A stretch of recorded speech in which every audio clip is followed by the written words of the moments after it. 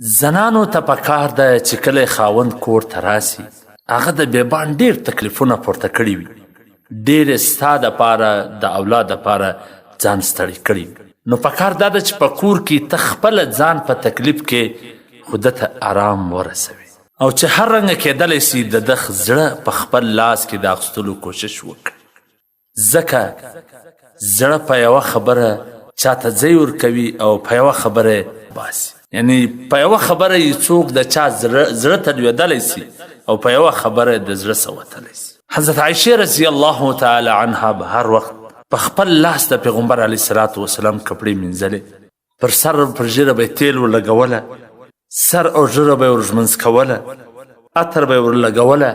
د هغه حال د نورو زنانو هم. نو زموږ زنانو ته هم پکار ده چې دغسې د خپل خاوندانو خدمت او د هغه مدد او کومک وکړي، د ده د خبرې د ده د ویلو انتظار ونه کړي، په خپله دې تیل له اخې سر دې ورغوړوي، سر دې ورژمنځ کوي، چاپې کوي دې. د دې زموږ کتابونه لیکي که چیرې یو زنانه د خودو خاوند چاپې کوي د 7 تولو یا د 9 تولو د سرو زرو د صدقې ثواب الله ورکوي، او که چیرې خاوند ورته ووایي بیا دا چاپې کوي سر یا پښې لاس یې ورکښېکاږي، نو پر دې باندې بیا د سپینو زرو د صدقې ثواب ورکوي. او د سپینو زرو قیامت څه دی؟ هغه په زرو دی، د سرو زرو قیامت په لکو دی.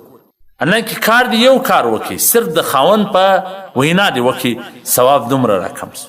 او که چیرې په خپله وکړي، د خود یې وکړي، نو د خاوند په زړه کې به ځای هم جوړ کړي او الله به دومره ثوابونه هم تا ته درکړي.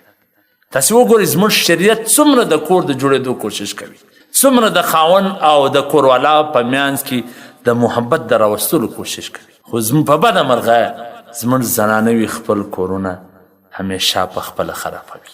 چې خاوند یې ستړی راست، هغه د بار تکلیفونه پر وژو راخیستي چې کور ته راسي داسې ورستۍ خبرې به ورته وکړي، داسې لهجه او رویه به ورسره استعمال کړي چې هغه د بار تکلیف یو طرف ته او د دې دغه اذیت او تکلیف به بل طرف ته. که چیرې زنانې د شریعت پر دې خبرو باندې عمل وکړي، دنیا به هم جنت وي، آخرت به هم جنت وي. ځکه پیغمبر علیه الصلاة وسلام فرمایي که چیرې د یو زنانې انتقال په داسې وخت کې وسي چې د دې خاوند د دې سره راضي و، نو دا زنانه به جنت ته داخلي شي. الله دې پر دغه خبرو د عمل کولو توفیق راکړي.